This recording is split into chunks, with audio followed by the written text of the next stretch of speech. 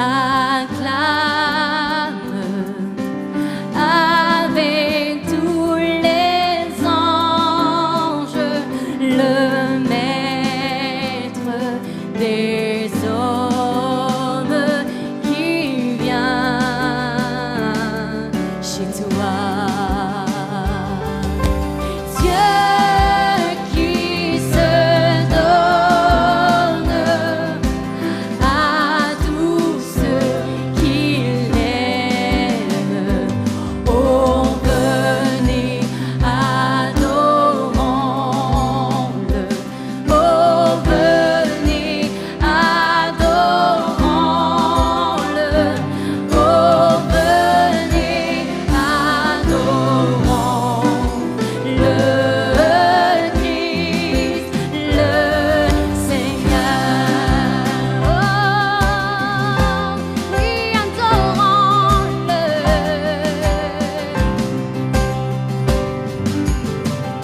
Alléluia.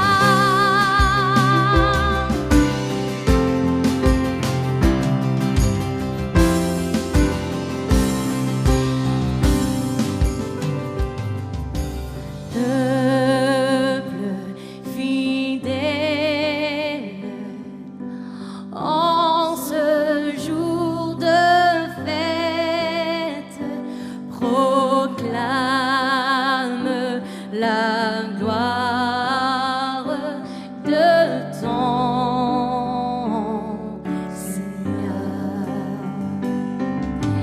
Dieu se fait homme pour montrer qu'il t'aime.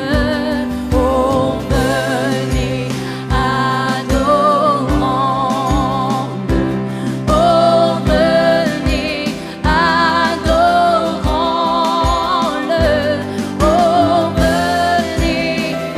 adorons-le. Oh, venez, adorons-le. Christ, le Seigneur. Oh, venez, adorons-le.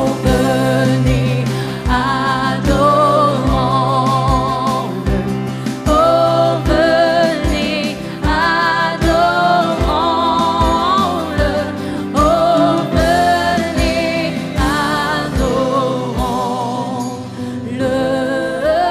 Christ, le Seigneur.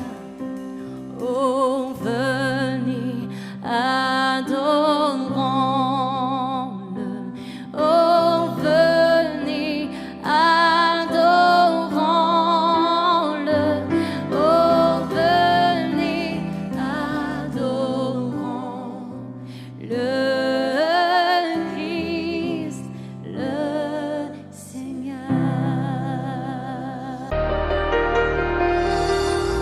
Amis de l'émission La Voix de l'Évangile, aimables téléspectateurs, bonsoir. C'est pour moi encore une fois de plus un honneur et une immense joie de vous retrouver devant vos petits écrans pour suivre l'émission de ce soir. Actualité oblige, nous sommes à quelques jours de la célébration de la naissance de Jésus-Christ et je voulais par anticipation vous souhaiter bonne fête de Noël. Bonne fête dans le respect des mesures sanitaires liées à la pandémie pour que nous puissions encore continuer à fêter dans la joie d'autres fêtes de Noël que Dieu, dans sa grâce, nous procurera. Ce soir, je voulais vous parler de l'Évangile selon Luc, le chapitre 2, les versets 10 à 14. Et de ce passage, j'ai donné pour titre la méditation que nous allons suivre, Noël, sujet d'une grande joie. Noël, sujet d'une grande joie.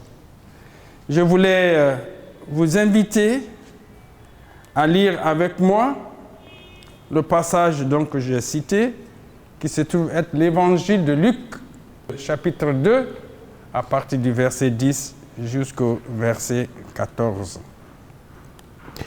Je lis. Il est dit, « Ne craignez point, car je vous annonce une bonne nouvelle qui sera pour tout le peuple le sujet d'une grande joie. C'est qu'aujourd'hui, dans la ville de David, il vous est né un sauveur qui est le Christ, le Seigneur. » Nous pouvons ensuite aller jusqu'au verset 13.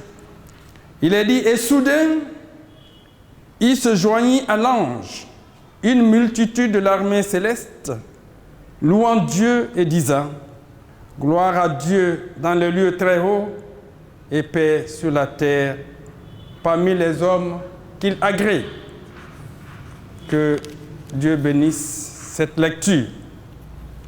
Comme je le disais, le thème que je voudrais partager avec vous à partir de ce texte est Noël, sujet d'une grande joie.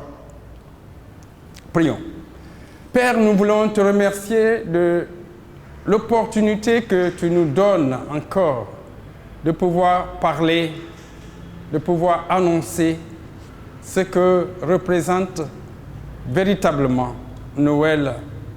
Nous voulons, Père, que tu ouvres notre entendement afin que nous puissions découvrir la grâce qui s'attache à ce message que tu veux pour ton peuple ce soir. Que ton nom soit béni. Par Jésus-Christ, nous avons prié. Amen.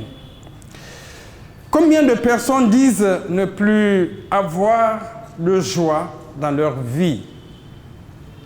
Ou ne plus se rappeler à quand remonte leur dernier moment de joie?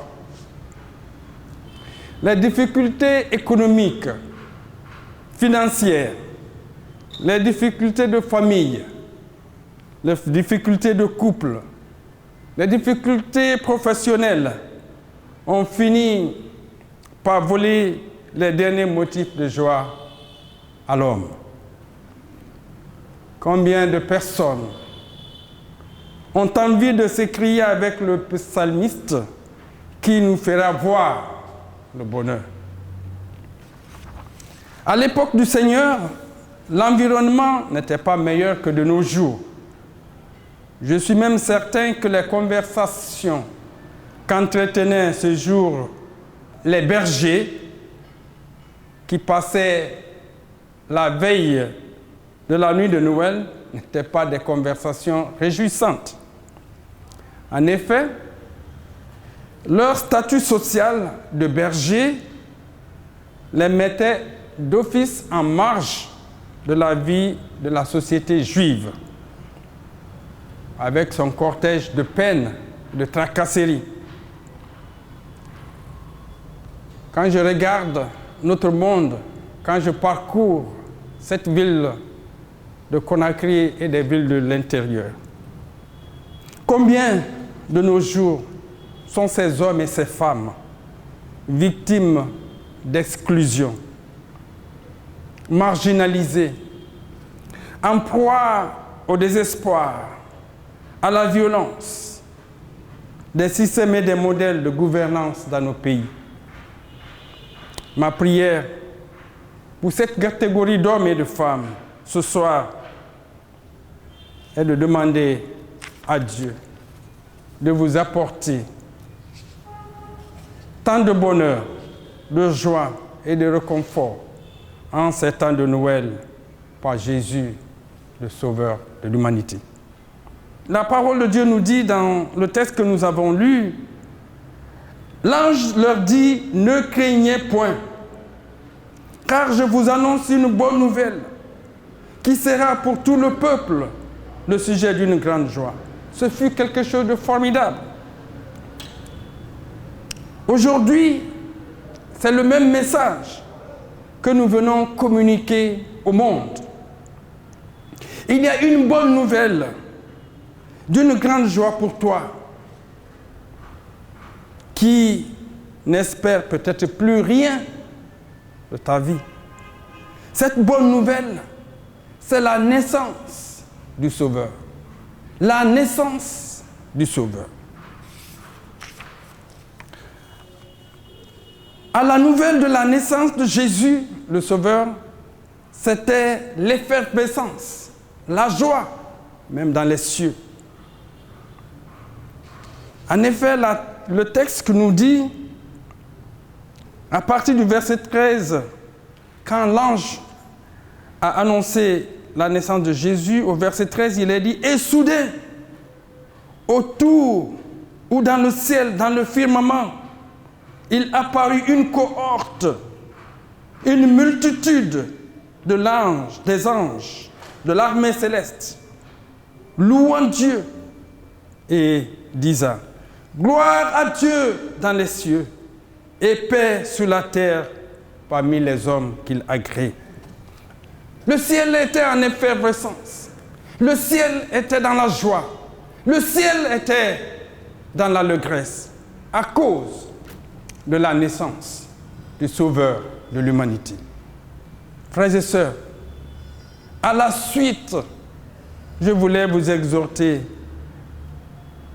à la réjouissance, à nous réjouir pour ce jour de grâce que Dieu nous a fait. La Bible nous mentionne aussi les bergers qui ne sont pas restés en marge de cette joie. Ils sont invités à aller à la rencontre du Sauveur. Et sitôt, il est dit dans le verset 15, « Lorsque les anges les eurent quittés pour retourner au ciel, les bergers se dirent les uns aux autres, « Allons à Bethléem et voyons ce qui est arrivé, ce que le Seigneur nous a fait connaître. » Ils y allèrent en hâte et trouvèrent Marie et Joseph et le petit enfant couché dans la crèche. Après l'avoir vu, ils racontèrent tout ce qui leur a été dit au sujet de cet enfant. Les bergers ont été, je peux dire, saisis, contaminés par cette joie de Noël, par cette joie de la naissance de l'enfant Jésus. Les bergers qui avaient eu très peu de moments de joie, les voilà enthousiasmés, en train de se réjouir à cause de la naissance de Jésus. Même si ce n'était qu'encore qu'un petit enfant couché dans une crèche, cela les procurait déjà assez de joie. Ils avaient une joie au comble. Leur joie fut telle, nous dit la Bible, qu'ils laissèrent leur troupeau dans cette nuit sans se préoccuper de ce qui pourrait arriver après eux, afin d'aller voir cet enfant, ce Sauveur. Noël, sujet d'une grande joie. Les anges dans les cieux, les bergers sur la terre, tous ont réservé un accueil empressé, joyeux au Sauveur, au Prince, qui apporte la paix sur la terre, qui apporte la paix à l'humanité. Et nous, aimables téléspectateurs, et nous de cette génération, nous qui avons eu la grâce d'avoir la pleine vision, la parfaite connaissance de ce Dieu, de ce salut de Dieu en Jésus-Christ, devrions-nous être animés d'une plus grande joie en ce jour de Noël. Nous qui voyons ce Jésus qui s'est mis au niveau du plus humble d'entre nous, mais qui est resté, qui est demeuré Dieu Tout-Puissant, parfaitement Dieu, dans son humanité, sans péché. Nous le voyons dans les évangiles, mourant à la croix du Calvaire, à notre place. Nous le voyons ressuscité, glorifié, assis à la droite de Dieu le Père. Nous le voyons prêt à nous bénir, à nous écouter. Jésus, le Sauveur de l'humanité. C'est la bonne nouvelle du Sauveur, la meilleure histoire du monde qui soit. Souvent, j'entends beaucoup de personnes qui se demandent ou qui s'interrogent s'il faut, oui ou non, fêter Noël. Si la date du 25 décembre, jour de Noël, correspond réellement au jour où Jésus-Christ est né. En réponse, je leur dirais, et la Bible répond que quand nous sommes appelés à nous réjouir le jour de la naissance du Sauveur de l'humanité, nous ne fêtons pas simplement une naissance. Nous ne venons pas souhaiter un joyeux anniversaire à Jésus ou au Père Noël. Nous ne venons pas offrir ou recevoir simplement des cadeaux. Nous ne sommes pas en train de courir après des repas copieux. En fêtant Noël, nous célébrons un événement. En fêtant Noël, nous fêtons la raison, le but de la venue de Jésus sur la terre. Nous fêtons le salut de Dieu en Jésus-Christ. Nous fêtons le salut que ce monde a besoin. Aujourd'hui, nous constatons que le monde est empêtré dans la haine, dans l'égoïsme, dans les méchancetés de tout genre. Nos origines ou nos appartenances sont devenues des sources ou des motifs de violence. Nous vivons dans un monde miné par les luttes d'intérêts.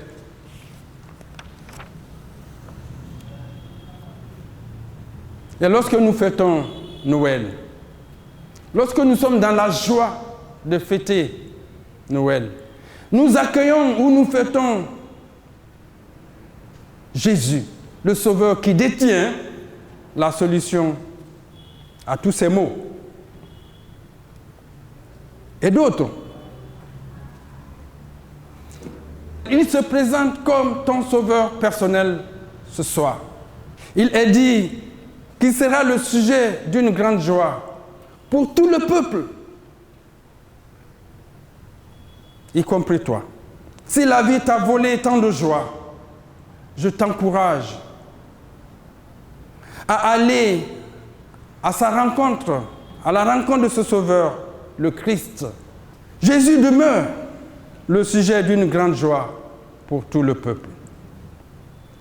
Si Jésus n'était pas venu, nous serions encore dans les ténèbres noires de nos péchés, sans aucune perspective de salut, sans aucun espoir de nous en sortir. Dans l'évangile de Luc, le chapitre 1, les versets 67 à 79, le sacrificateur Zacharie, rempli du Saint-Esprit, évoque 3 bonnes raisons de se réjouir de la naissance du Sauveur. Je m'en vais rapidement vous inviter à regarder avec moi ces 3 raisons. Ce n'est pas que, il y en a d'autres. Luc, le chapitre 1, le verset 70, je vais le lire avec vous. Zacharie, comme on a dit, rempli du Saint-Esprit, dira au verset 70, comme il avait annoncé par la bouche de ses anciens prophètes des temps anciens, un Sauveur qui nous délivre de nos ennemis et de la main de tous ceux qui nous haïssent. Un sauveur qui a été annoncé par la bouche des saints prophètes des temps anciens.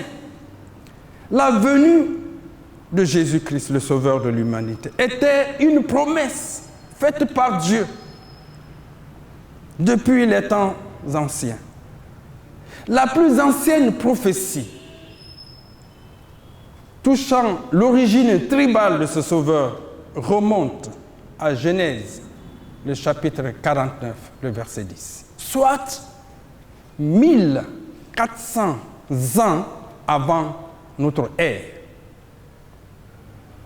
Deuxième raison que le sacrificateur Zacharie annonce, le verset 71 annonce un sauveur qui délivre de nos ennemis. Celui qui veut notre perte, celui qui est notre réussite, c'est Satan. Et Jésus est venu pour nous délivrer de son emprise, de sa domination sur nos vies. Dans la première épître de Jean, il est écrit « Le Fils de l'homme est paru afin de détruire les œuvres du diable. »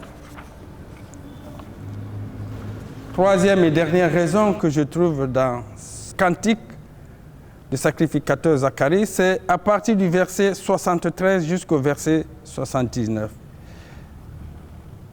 Le sacrificateur dit « Selon le serment par lequel il avait juré à Abraham notre père, de nous permettre, après que nous serions délivrés de la main de nos ennemis, de le servir sans crainte, en marchant devant lui, dans la sainteté et dans la justice tous les jours de notre vie. » Verset 76. « Et toi, petit enfant, tu seras appelé prophète du Très-Haut, car tu marcheras devant la face du Seigneur pour préparer ses voies, afin de donner à son peuple la connaissance du salut par le pardon des péchés. » Alléluia. La troisième raison, c'est que Noël est l'accomplissement de la promesse du salut par la grâce au moyen de la foi. Noël,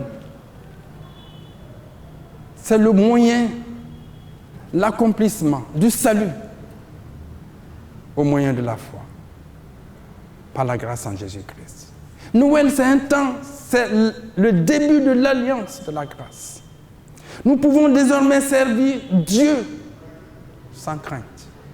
La parole de Dieu nous révèle, ou nous dit que lorsqu'il était sous la croix, pendant qu'il était en train d'expier nos forfaits, le voile du temple s'est déchiré de haut en bas, faisant une ouverture vers Dieu, faisant une ouverture vers la sainteté. Nous pouvons aujourd'hui, à partir de ce Sauveur, nous pouvons collaborer avec Dieu dans une parfaite harmonie et dans une parfaite amitié. Nous pouvons marcher avec Dieu dans la sainteté et dans la justice. La naissance donc de Jésus, selon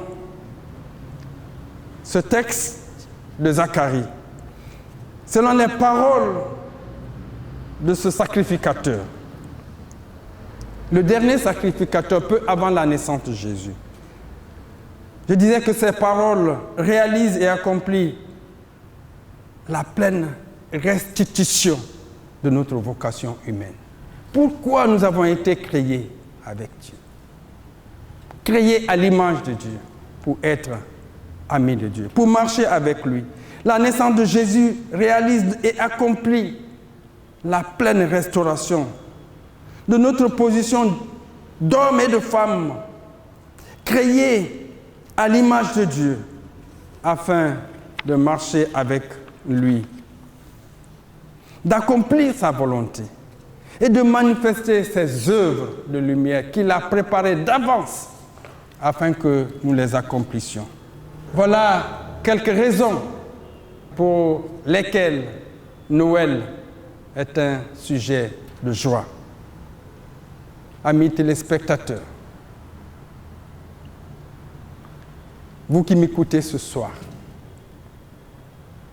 je vous exhorte, je vous encourage à accueillir cette bonne nouvelle du salut, de votre salut. Toi qui ne l'as pas encore fait, et pour toi qui as déjà reçu, qui as déjà connu ce Sauveur,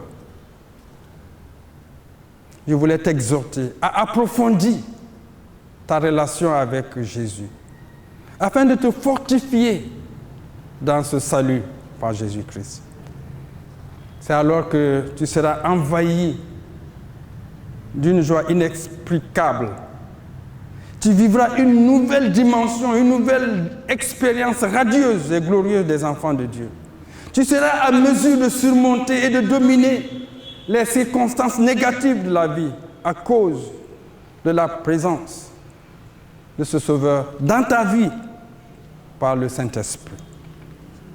La joie de Noël, c'est aussi donc la joie de salut. La joie de Noël vient du fait que tu n'es plus seul dans ce monde. Que Dieu vient habiter avec toi. Emmanuel, Dieu habite avec nous.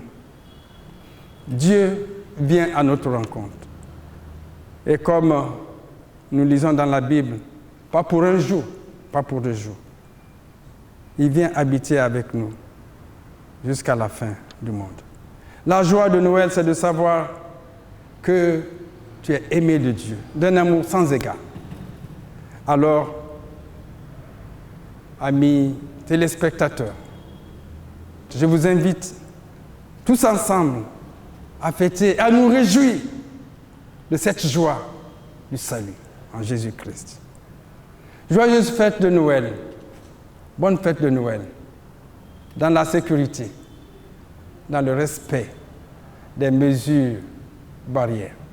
Que le Seigneur bénisse votre fête, vous, vos familles et tous vos siens. À la prochaine.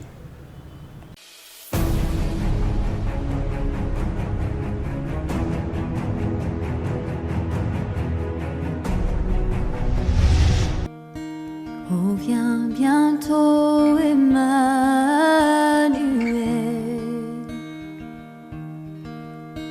Viens pour délivrer Israël. Ton peuple attend pour te bénir. Le Fils de Dieu qui va venir. Chantez, chantez, Emmanuel est né pour toi, Israël. Oh, viens Jésus, oh, viens Emmanuel, nous dévoiler le monde fraternel, où ton amour plus fort que la mort nous régénère au sein d'un même corps. Et chantez, chantez, Emmanuel est ton sauveur, ô Israël. Oui, chantez, chantez, il vient à notre appel et combler nos cœurs, Emmanuel.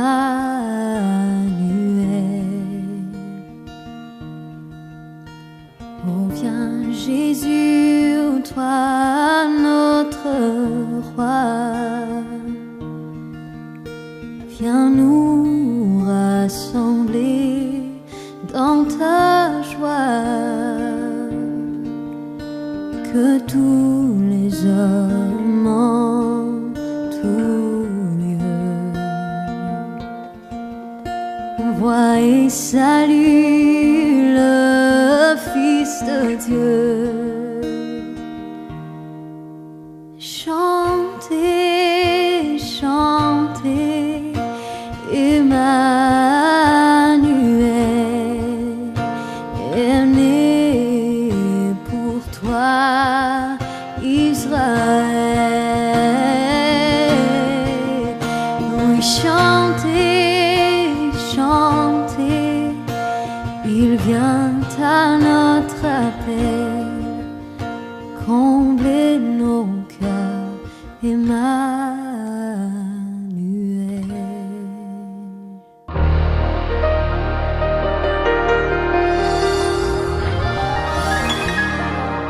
Marie-Thérèse souffrait d'une condition médicale bizarre.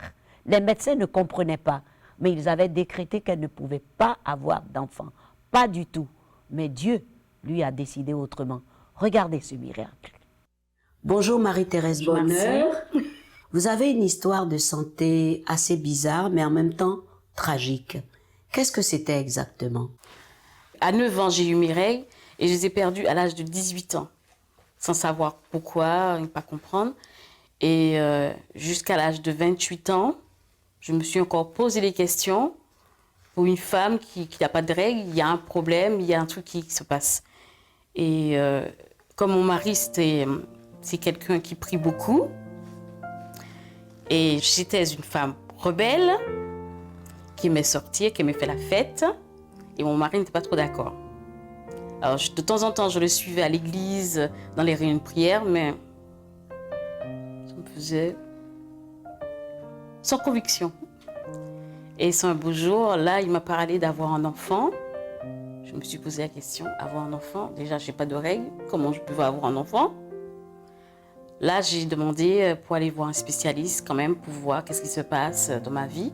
Et c'est là, quand j'ai commencé, il a fait des examens. Il a vu que, comme quoi que j'avais j'avais le pavillon avec l'ovaire qui ne fonctionnait pas. Et quand ils m'ont donné des médicaments pendant deux mois. Et c'est là qu'ils m'ont dit, j'ai sur moi un microbe qui fait que l'organe génital est atteint en fait quand il n'y a pas de mouvement. Et c'est pour ça peut-être que les règles ne viennent pas. Ils vont me donner des hormones pour faire venir les règles. Voyons pas que les règles arrivent. Sinon, là, ils vont refaire quelque chose. Je vais être hospitalisée pour faire entrer un liquide, pour faire partie dans la trompe, pour voir s'il n'y a pas un problème. Je suis repassée encore sur le billard pour une deuxième fois. Et là, j'ai demandé à Dieu si vraiment il existe, qui me donne... Déjà, qui retire tous les microbes qui sont à l'intérieur de moi. Alors, après toutes ces analyses, qu'est-ce que les médecins ont dit? Pour eux, l'organe ne fonctionne pas. C'est une femme stérile.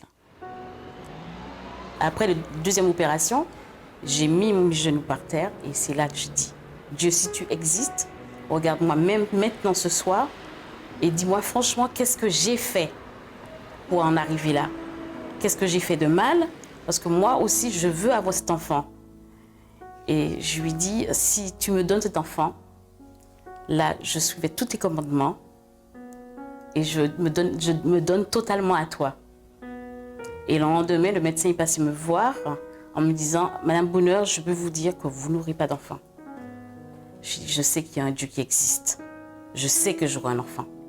4 mois après, c'est là qu'une dame dans le métro me dit, vous n'êtes pas enceinte?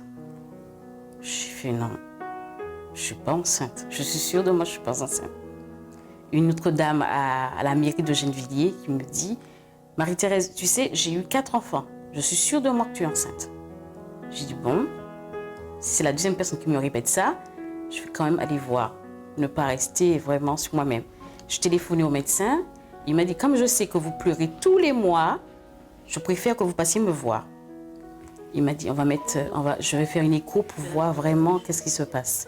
Et c'est là, quand il a regardé, et là, il m'a dit, si elle est enceinte, là, je vois une tache. Je fais là, je suis sûre de moi. Merci Seigneur, je suis sûre. Et c'est là qu'il m'a dit, dis donc, vous avez espéré, vous avez cru vraiment. Vous allez me dire quel Dieu que vous avez.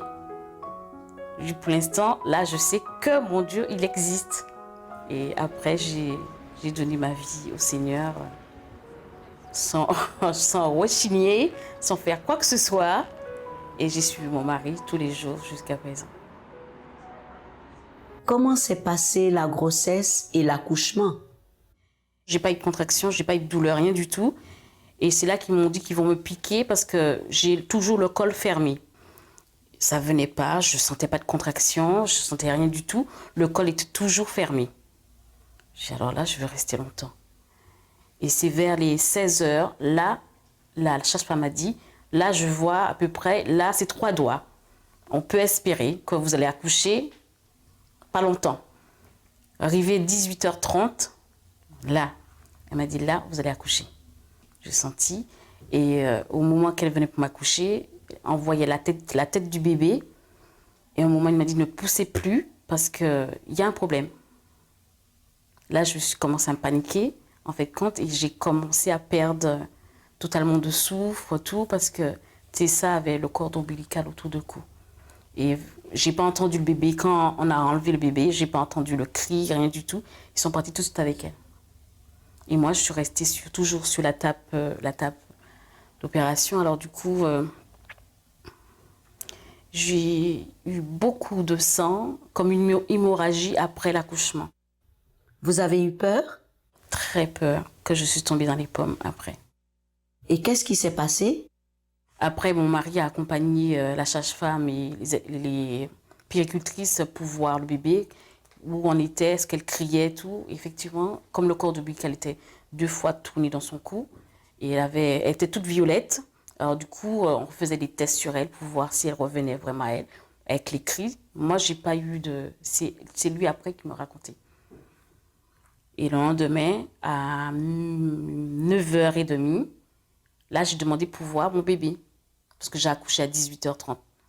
À 9h30, j'ai vu Tessa. Elle était en couveuse. On m'a dit qu'on ne peut pas l'enlever parce que comme ils ont fait... Ils croient qu'elle a la jaunisse. Elle n'avait pas la jaunisse. En fait, quand elle était toute violette, elle commençait une convulsion. Et c'est là qu'ils sont partis avec elle en hélicoptère dans d'autres hôpitaux à Saint-Vincent-de-Paul pendant 1 mois. Pour la ranimer? On l'a ranimé, donné un médicament très fort pour le bébé. Parce que pour animer un enfant qui convulse, ils n'avaient pas le médicament vraiment fort pour. Et Tessa, quand même, est restée avec son médicament, avec un trou d'air dans le cerveau. Les sœurs et frères de l'église nous ont soutenus. Et mon mari, qui était souvent à côté d'elle, souvent, qui priait pour qu'elle reste toujours en vie. Et quel âge elle a aujourd'hui? Tessa a 10 ans en ce moment. Elle est en CM2. Voilà. Ça, c'est encore un miracle de Dieu, n'est-ce pas? Miracle vivant de Dieu. Je regarde et je dis tout le temps ça et je lui raconte toujours l'histoire. Aujourd'hui, que pouvez-vous dire à toutes celles qui vous regardent et qui vous écoutent et qui ont été déclarées stériles aussi par les médecins? C'est faire confiance à notre Dieu, celui qui veille sur nous chaque jour, et surtout ne pas baisser les bras et de toujours prier jour et nuit, de ne pas se reposer sur les diagnostics des médecins. Il faut faire confiance au Seigneur. Selon la prière du pasteur et même pour Marie-Thérèse, confessons notre guérison et notre délivrance totale en Jésus-Christ.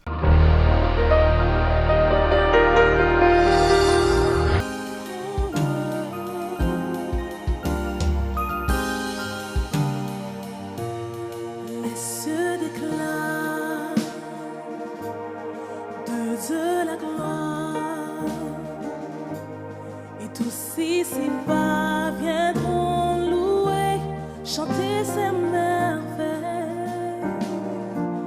les cieux et la mer.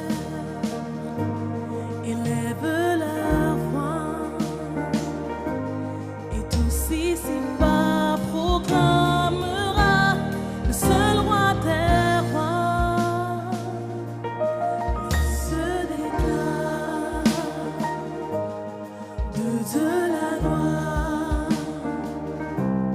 Et tous ici viendront louer, chanter ses merveilles. Les cieux élèvent leur voix. Et tous ici proclamera le seul roi des rois. Venons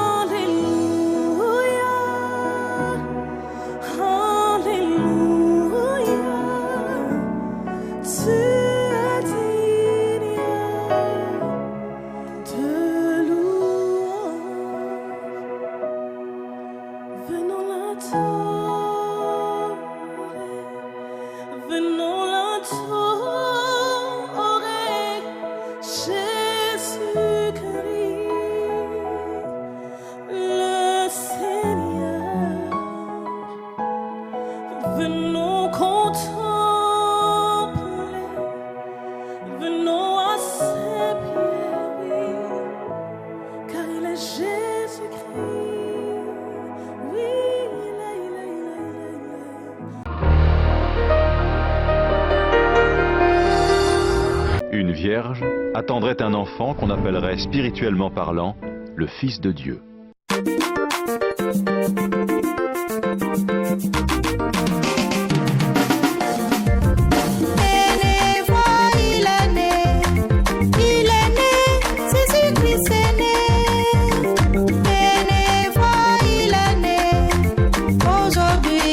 Sauveur est né. Venez voir, il est né. Jésus-Christ est né. Le Sauveur est né. Venez voir, il est né. Jésus-Christ est né.